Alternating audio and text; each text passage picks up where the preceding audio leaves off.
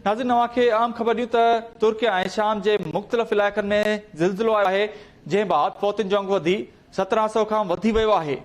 अवांखे update कयूं त तुर्किया ऐं शाम में ज़िलज़िले सबबि हज़ारे माण्हू ज़ख़्मी थिया आहिनि।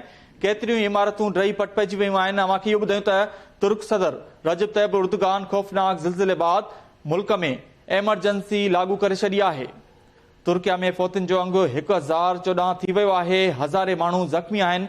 परॾेही ख़बरूं इदारे पारां चयो वियो आहे। अवांखे अपडेट कयूं त परॾेही ख़बरूं इदारे चयो त ज़िलज़िले सबबि शाम में 700 खां वधीक माण्हू फ़ौत ऐं हज़ारे ज़ख़्मी थिया आहिनि। अवांखे अपडेट कयूं त तुर्किया ऐं शाम जे मुख़्तलिफ़ इलाइक़नि में ज़िलज़िलो आयो आहे। फ़ौतियुनि जो अंगु वधी 1700 खां वधी वियो आहे।